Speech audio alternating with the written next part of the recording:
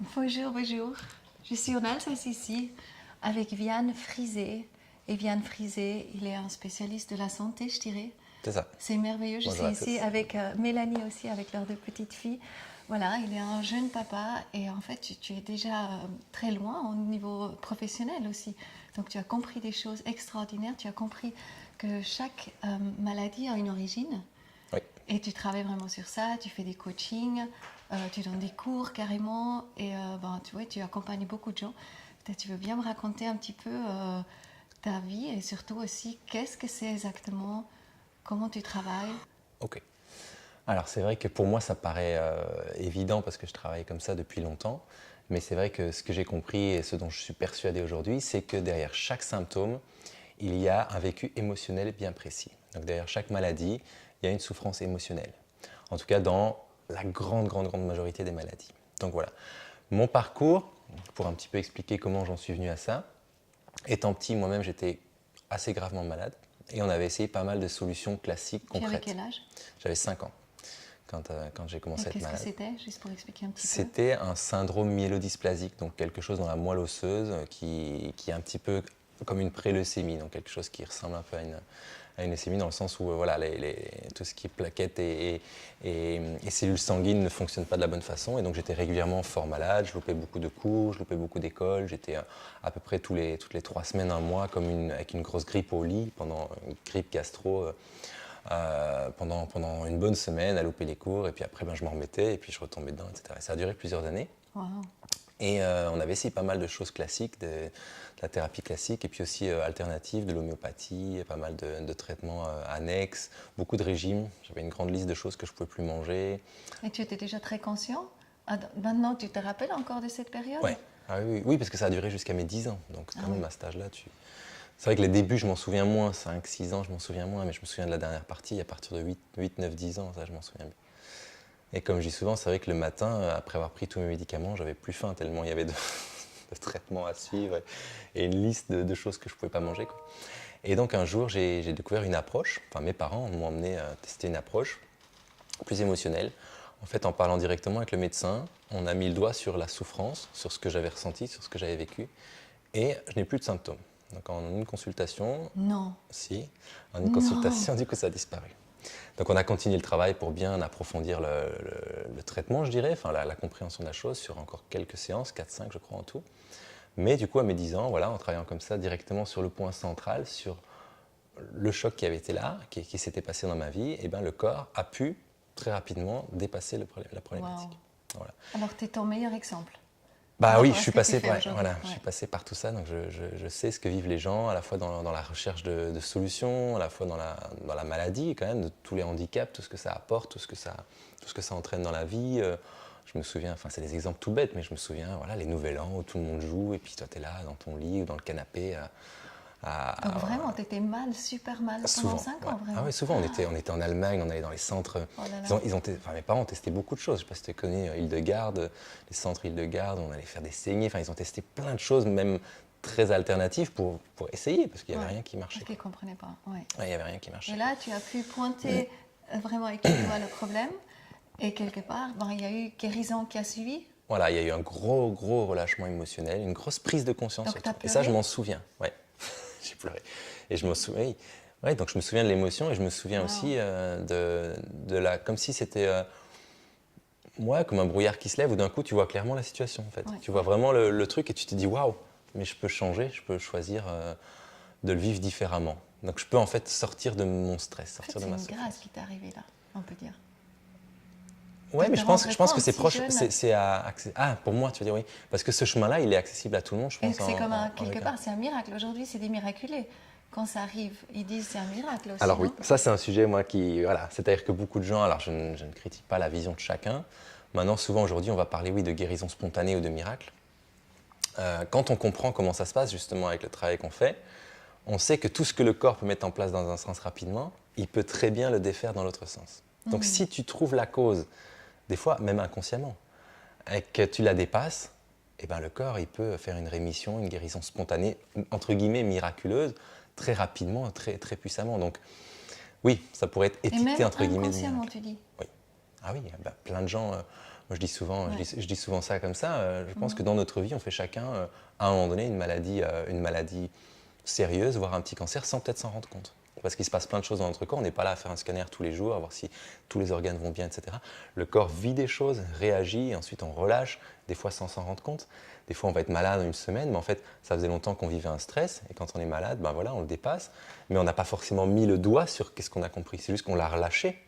La situation s'est améliorée ou quoi que ce soit. Et puis on passe à autre chose.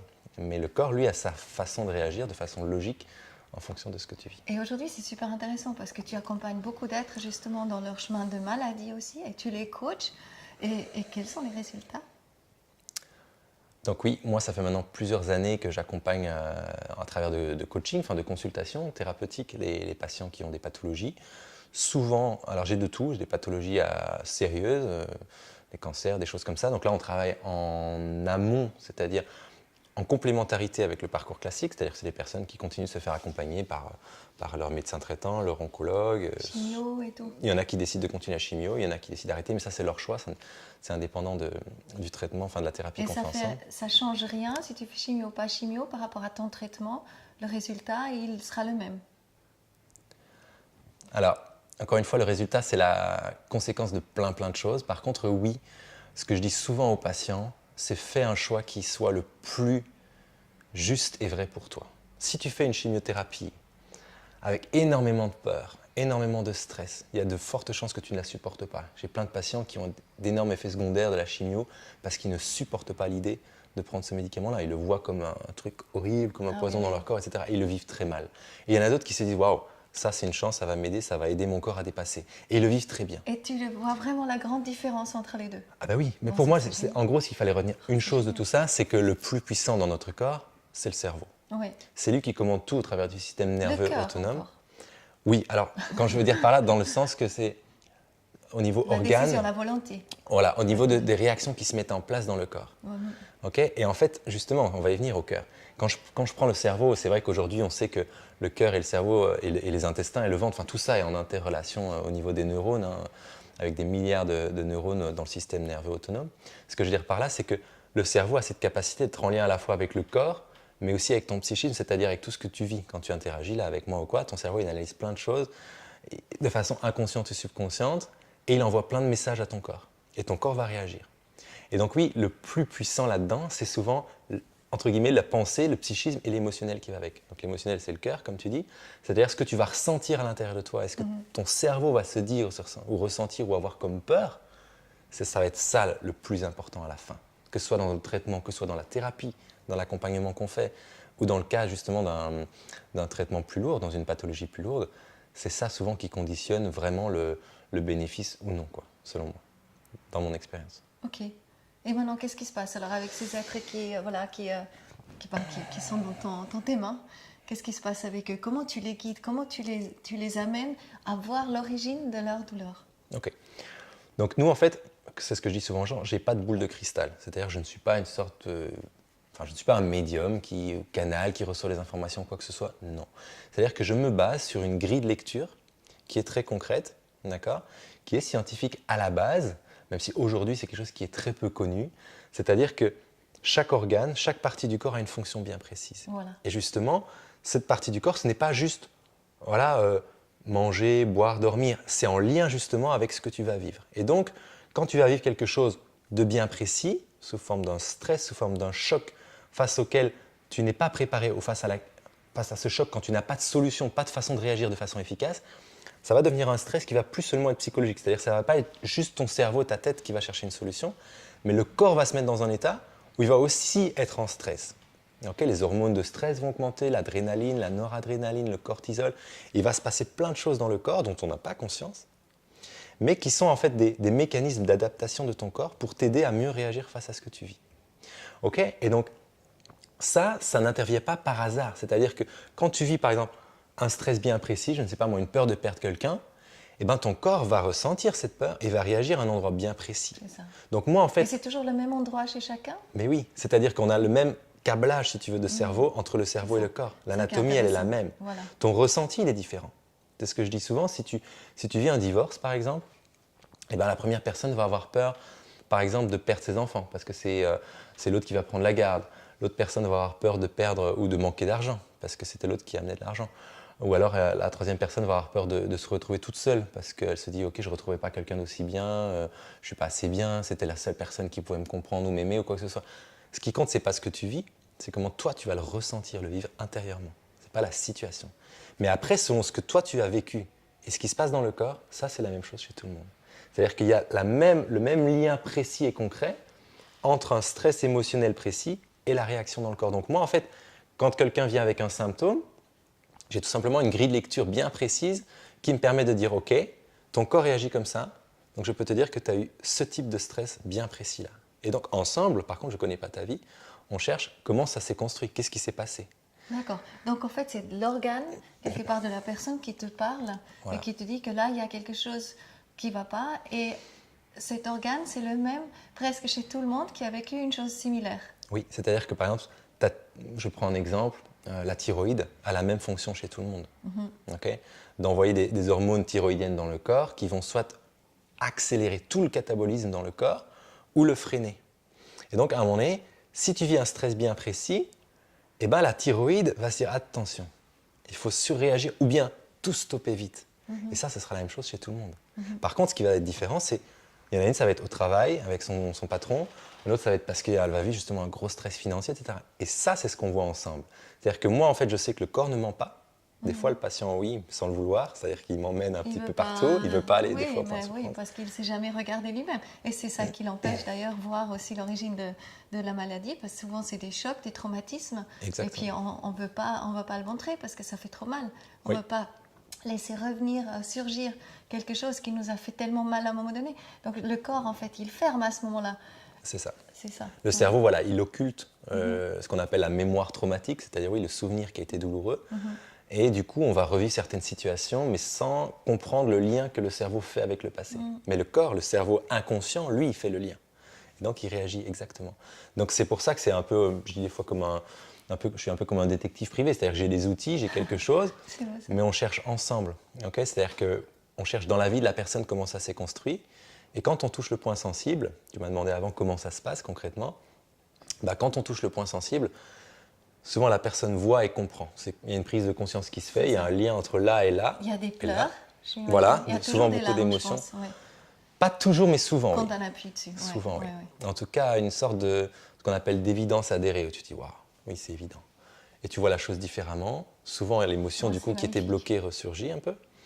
Et puis là, le corps, ben, tout simplement, il met en place, un processus de soit de guérison, de réparation, ou alors, quand le patient vient, il est déjà dans une phase de guérison et on essaye de faire en sorte que ça ne devienne pas chronique, c'est-à-dire qu'il n'y ait pas de récidive, que ça ne revienne pas ou que ça revienne le moins possible. L'amener dans la joie, dans une autre vibration où il n'est plus dans ces mêmes fréquences qui font que. Voilà, qu'il ne revive pas les mêmes stress. Ouais. Moi, j'ai bien compris aussi par rapport à comment ça se passe, justement, qu'on a besoin d'aller à l'origine de la maladie. Mais aujourd'hui, les gens courent quand même rapidement chez les médecins, reçoivent des médicaments, on estompe les symptômes, donc on ne les a plus, mais ça continue à agir.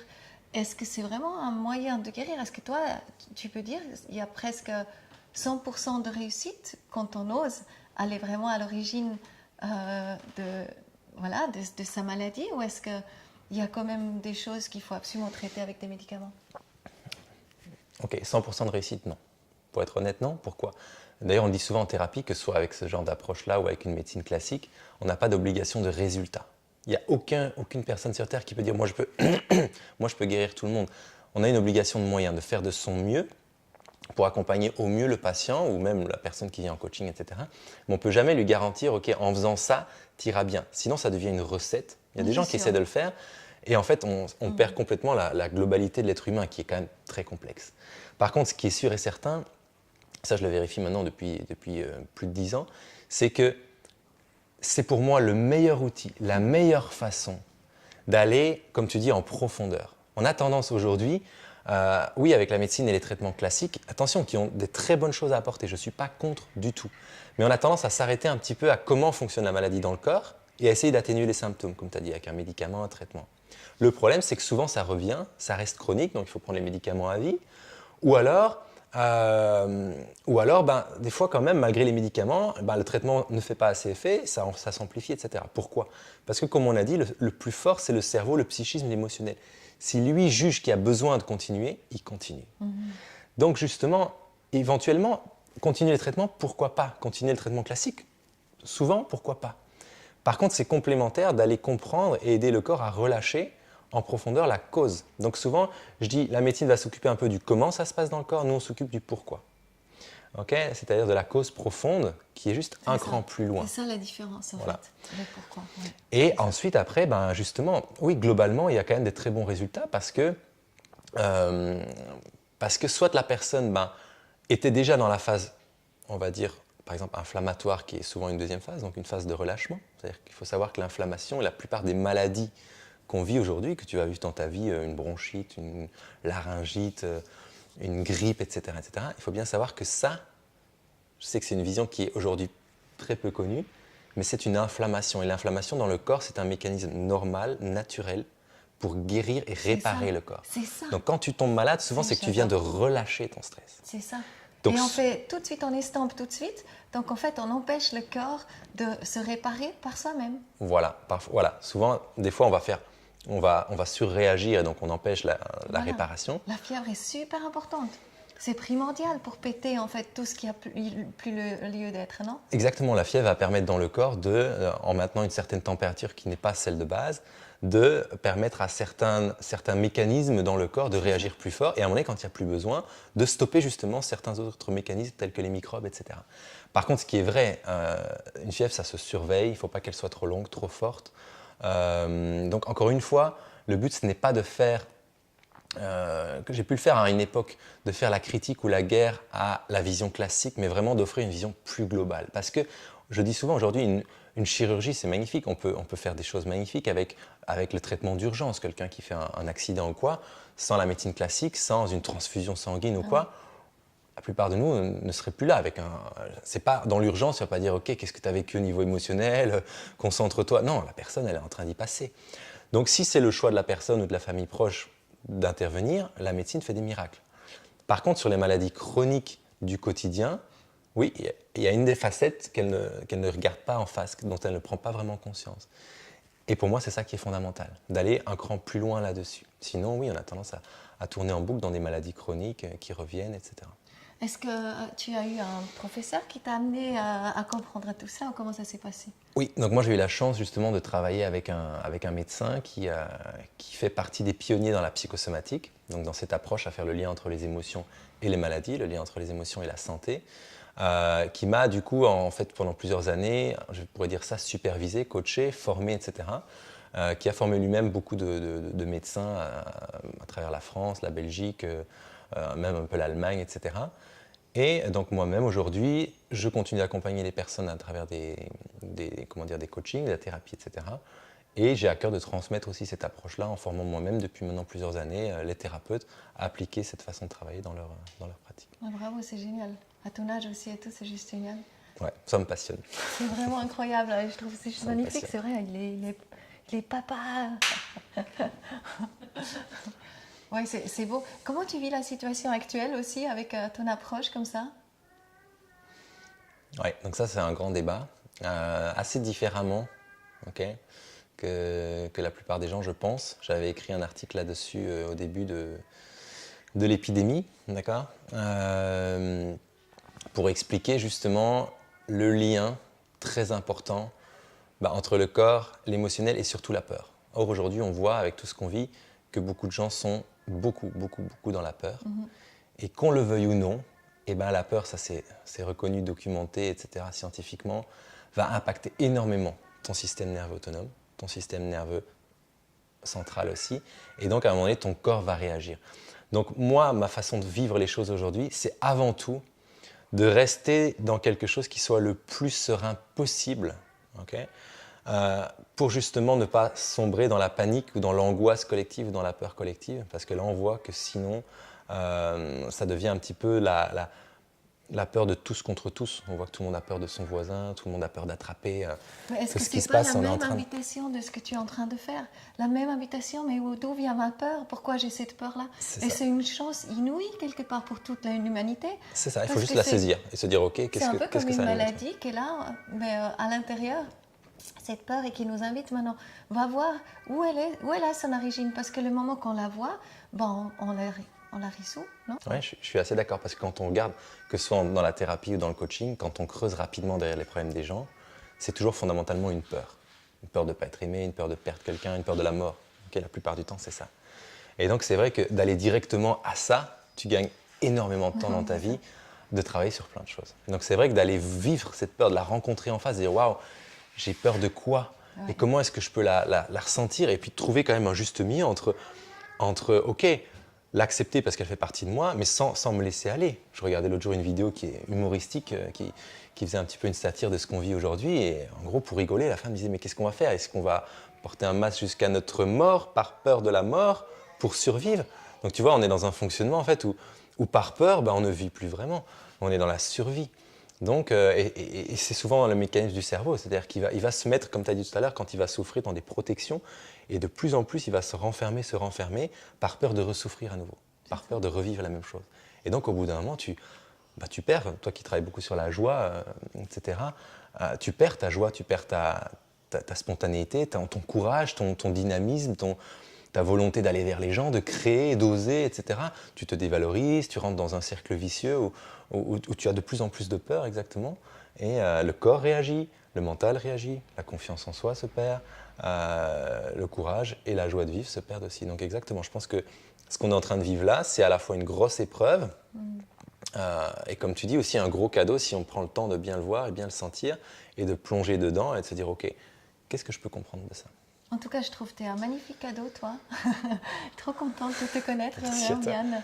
Merci pour cette interview. Merci beaucoup. Et puis, la meilleure suite possible, bien sûr, il y aurait tous les coordonnées de Vianne en dessous. Voilà, pour ceux qui veulent comprendre plus. Voilà, le site, etc. Oui, et puis pour ceux qui veulent, si jamais il y en a qui sont intéressés, hop, tac, on pouvait montrer ça oui, assez rapidement. clairement, il a déjà écrit 2 livres, donc un pour les enfants. Voilà, donc moi, si je devais un petit peu résumer ce que je fais, parce que c'est une approche qui est quand même assez connue, qui est de plus en plus connue, c'est de surtout la rendre accessible à un public plus large et pas juste à des spécialistes, etc. Donc à travers les outils comme ça, concrets, pratiques, on peut mettre ça en place dans sa vie assez facilement, assez simplement, donc que ce soit pour les adultes ou pour les enfants sous forme d'une histoire, parce que pour moi, il est urgent aujourd'hui qu'on apprenne à comprendre comment on fonctionne, quel est le lien entre nos émotions et notre corps.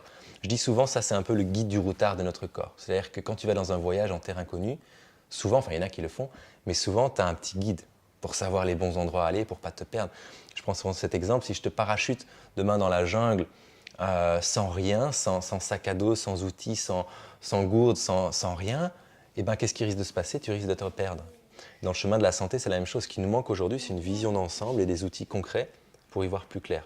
Ça ne veut pas dire qu'on doit changer sa façon d'agir, mais on doit comprendre. Donc c'est vraiment ce que j'ai à cœur de transmettre, que ce soit avec les outils, les patients que j'accompagne, ou les formations pour thérapeutes que je donne. Et moi, je crois vraiment, c'est un magnifique cadeau. C'est vrai, souvent, on va chez des gens, on apporte peut-être une bouteille de vin ou comme ça. Mais c'est vrai que je pense que ça, c'est vraiment quelque chose qui apporte plus loin encore. Ça reste longtemps, on peut le donner plus loin. Donc, je crois vraiment, on a besoin de réfléchir à nos cadeaux. Et ça, c'est sûr, le Soma V, pour les enfants, pour les adultes. Voilà. Je pense avec vraiment... une bouteille de vin pour en parler après. Oui, c'est vrai. Bon. Pour relâcher les émotions des fois. C'est clair. Ça aide. C'est clair. Bon, génial. Okay. Merci beaucoup à toi. Merci.